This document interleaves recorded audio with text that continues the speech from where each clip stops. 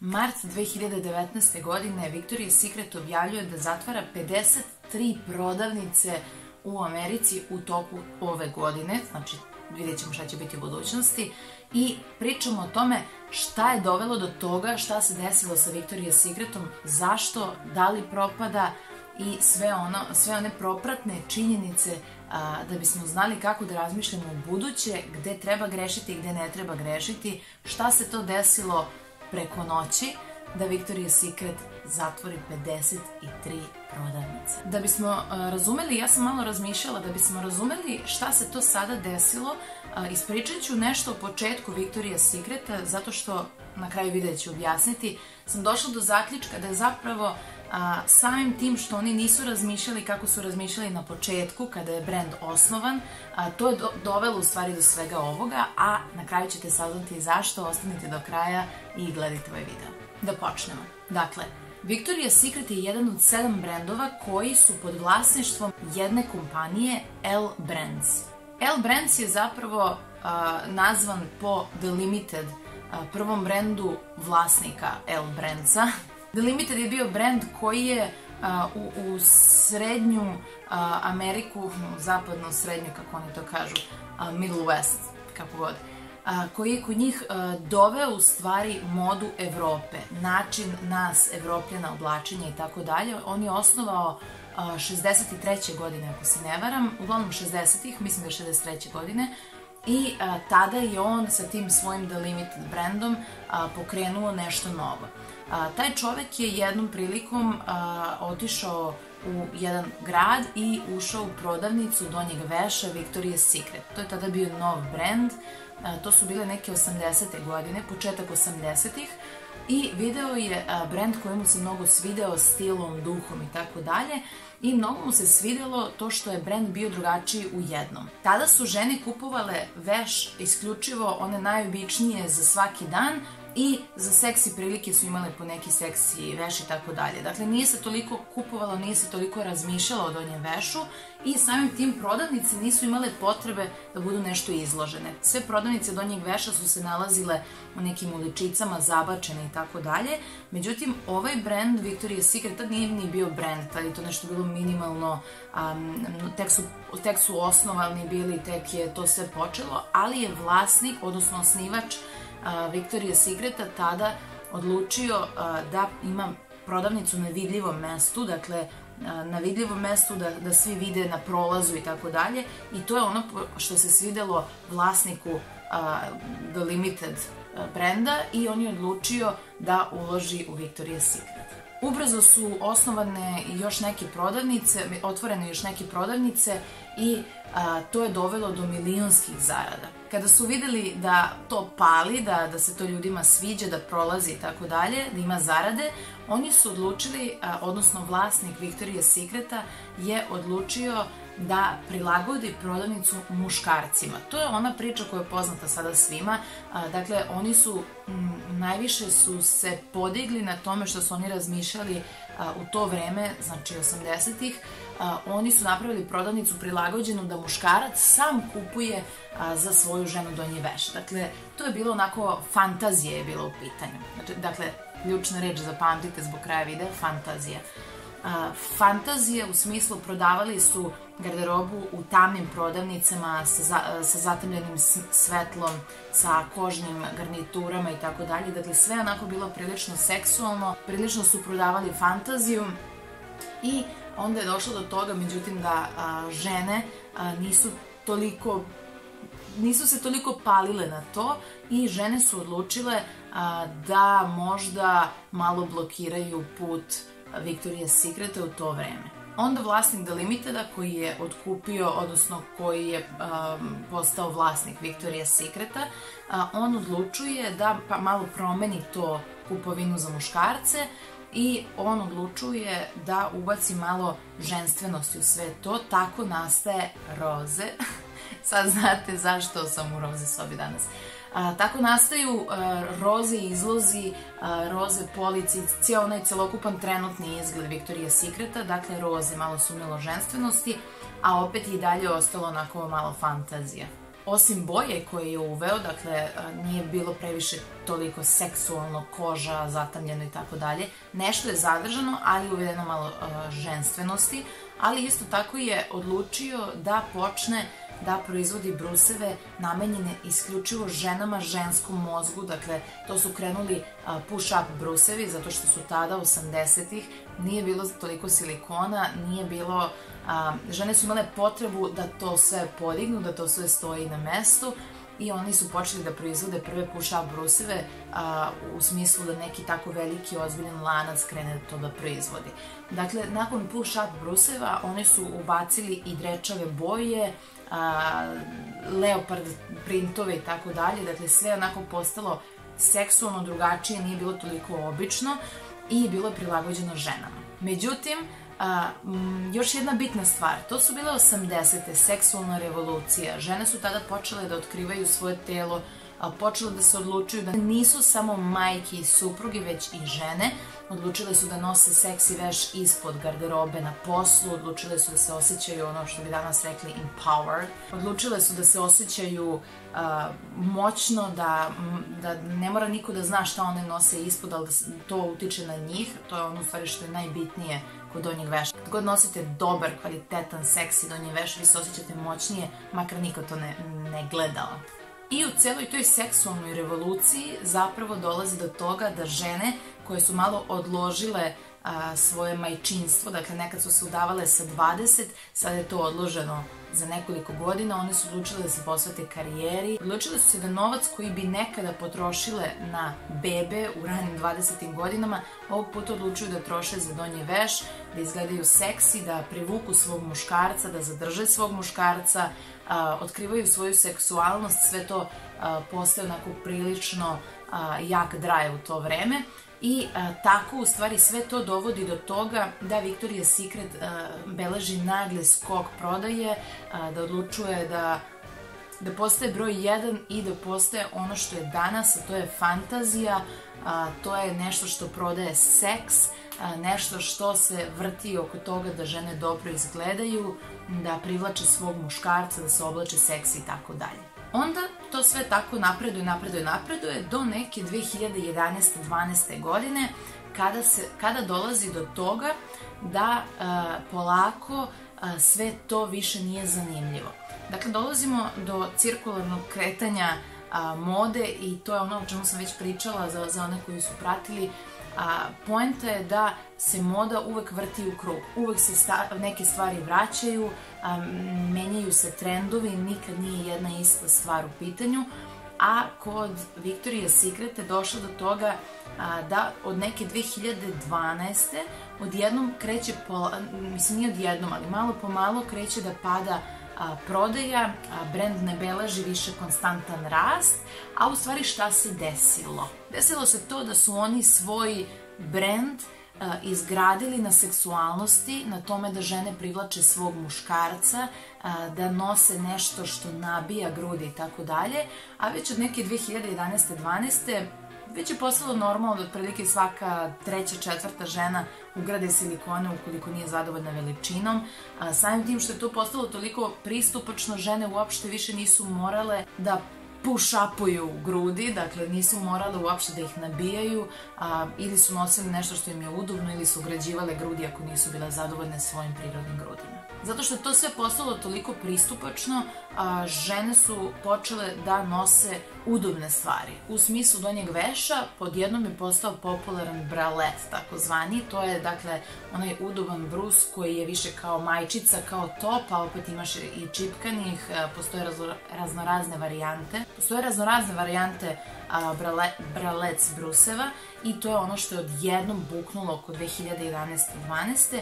Međutim, najveća greška od svega, Victoria's Secret nije želeo da se prilagođava i tako je u stvari sve krenulo. Oni nisu želeli da se prilagode tržištu, tako da su neki drugi brendovi u Americi postali drastično popularniji nego Victoria's Secret. Victoria's Secret naravno kasnije izbacuje neke svoje modele, međutim malo su zakasnili. Kako beše kažu, ono, kasno Marko na Kosovo stiže. Jos, ako sam sad lupila kakav blan. Mislim da nije, mislim da tako kažu. Kasno Marko na Kosovo stiže. Jel?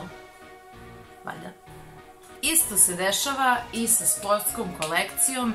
Žene u celoj toj sada eri udobnosti, muti mi se, žene u celoj toj eri udobnosti počinju da nose helenke za svaki dan, sportsku garderobu i tako dalje, i tu više neki drugi brendovi u toj liniji sportskog veša, neki drugi brendovi rastu. Victoria's Secret opet nije želela da se prilagođava na vreme, dok su počeli da se prilagođavaju tržištu, već je bilo prekasno. Dakle, po nekoj mojoj proceni, to je otprilike počelo još pre nekih, pa tako, možda 5 godina.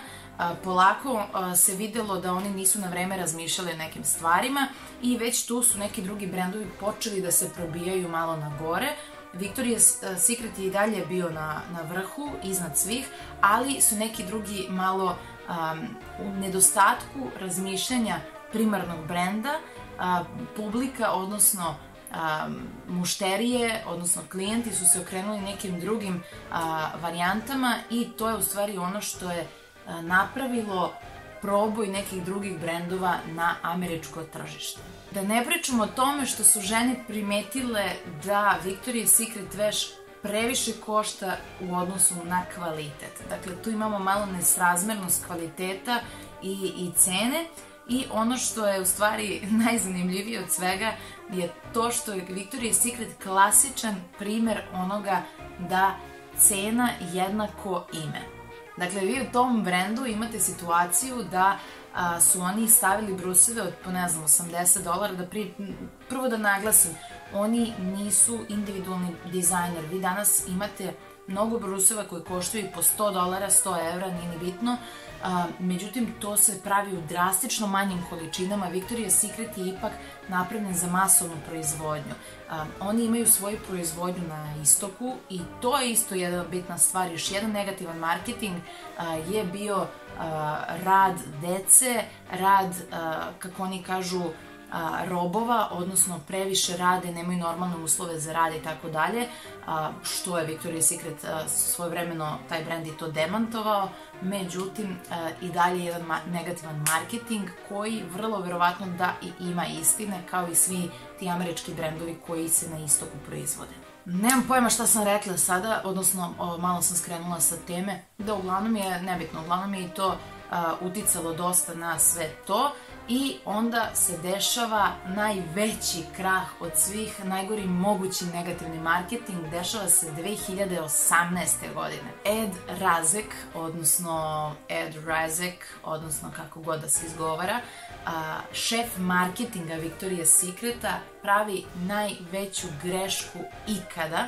Nakon jedne od revija Victoria's Secreta 2018. novembar, on daje intervju za Vogue kao šef marketinga, gde Vogue kreće polako tu da kopa neke stvari i oni ga pitaju da li će Victoria's Secret početi da zapošljava plus size modele i transseksualne modele. Pre nego što bilo šta kažete vezano za transseksualne modele, pošto verovatno da oni koji ovo gledaju ne misle ništa loše o plus size modelima, znajući neki naš mentalitet i tako dalje, prvo da naglasimo zašto je Vogue to pitao.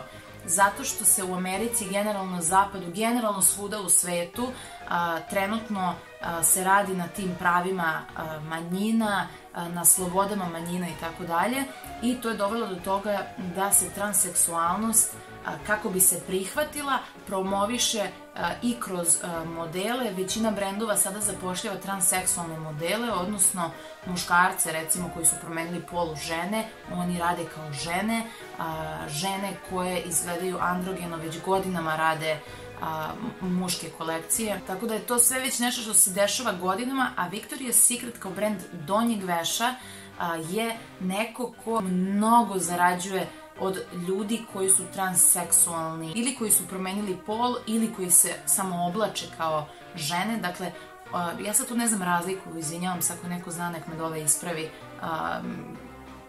Sad ja ne znam, imaju neki sličan ali drugačiji naziv, oni koji su promenili pol i oni koji se samo oblače kao žene, ali nije ni bitno. Uglavnom, poenta je da to je nešto što se sada promoviše kako bi se prihvatilo, kao nešto što se već dešava. I oni to pitaju Victoria's Secret zato što većina tih ljudi, žena, muškaraca, sad ne znam ni kako je politički korektno da kažem, oni kupuju prilično mnogo i izdvajaju mnogo novca na Victoria's Secret garderobu. Dakle, to vam je neka klijentela. I on izjavljuje na to pitanje da li će zapošljavati za plus size modele, izjavljuje ne zato što niko ne želi da gleda plus size modele na revijama, u fazonu kao mi želimo neke zgodnije ovo ono, niko njih ne želi da gleda, a za transseksualni izjavljuje nećemo ih zapošljavati zato što mi prodajemo fantaziju. U smislu da prodajemo ono što ljudi žele da vide, nešto što muškarci zamišljaju i tako dalje, kao niko ne želi da zamišlja transseksualne ljude i njih ne želimo u svojim redovima. Otprilike između redova to se tako može pretumačiti. Bum se dešava na društvenim mrežama, istog trenutka kad je ta izjava dospela u javnost, haos se desio. Transseksualni ljudi koji zvanično pozivaju sve da prestaju da kupuju u Victoria's Secret radnjama, što dovodi do ogromnog pada klijentele. Takođe, drugi brendovi, Third Love, koji je konkurencija Victoria's Secreta, odlučuje da isproziva javno i objavljuje jednu izjavu, između ostalog napominje to da Victoria's Secret prodaje fantaziju muškarca ženama i da smo mi kao društvo mnogo napredovali i da smo to prerasli i da je u stvari greška Victoria's Secreta, sa čim se ja slažem. Nakon te izjave, naravno, to je najveći mogući negativni marketing, vi direktno, čak i da je to stav brenda, ne sme tako javno da se izjavi.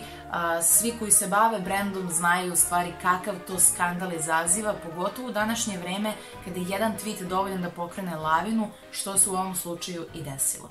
Nije toliko strašno to što je on izjavio ili za jedne ili za druge. Strašno je što je isprozivao sve koji ne pripadaju toj takozvanoj fantaziji. Tu su se sada uvređeno osetile i one koje su neuhranjene, odnosno žene, normalne žene koje i nemaju neke atribute, koje su prilično mršave, ravne i tako dalje, ni one se ne uklapaju u fantaziju. Tako da samim tim oni su kompletnu svoju klijentelu, a najmanji je procenat onih koji izgledaju kao i njihovi modeli, oni su kompletnu svoju klijentelu sravnili sa zemljom zato što su izjavili da takvi ljudi nisu poželjni u njihovim redovima.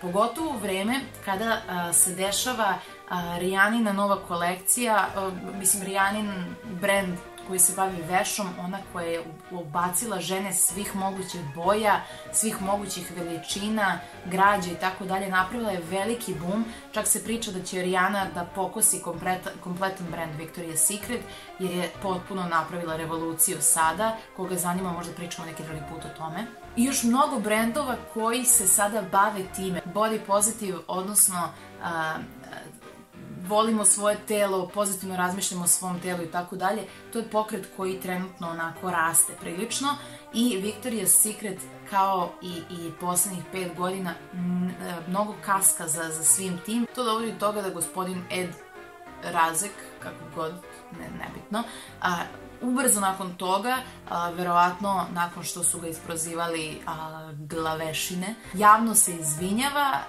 zato što smatra da nije to bilo tako, nije tako želeo da kaže, pogrešno je shvaćen i tako dalje. Javno se izvinjava svima i govori da naravno sve transseksualne osobe mogu da dođu na casting, nije to nikakav problem, nemamo, naravno, svi se sada volimo, sve je to super. I onda dolazi do druge velike stvari.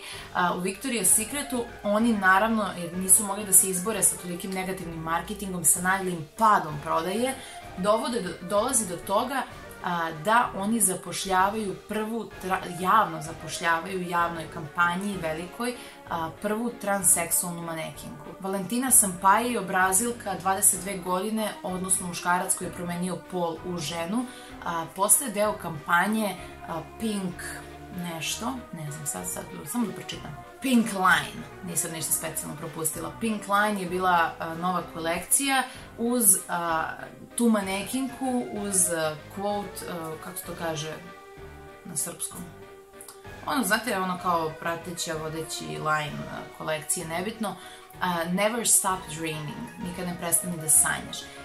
Ta kolekcija je bila namenjena mlađoj populaciji i uz sve ovo što se izdešavalo, čak je shvaćena sarkastično i prilično cinično od strane brenda, tako da ni to nije bilo baš preterano pozitivan marketing, ali kao pokušali su, uveli su i to.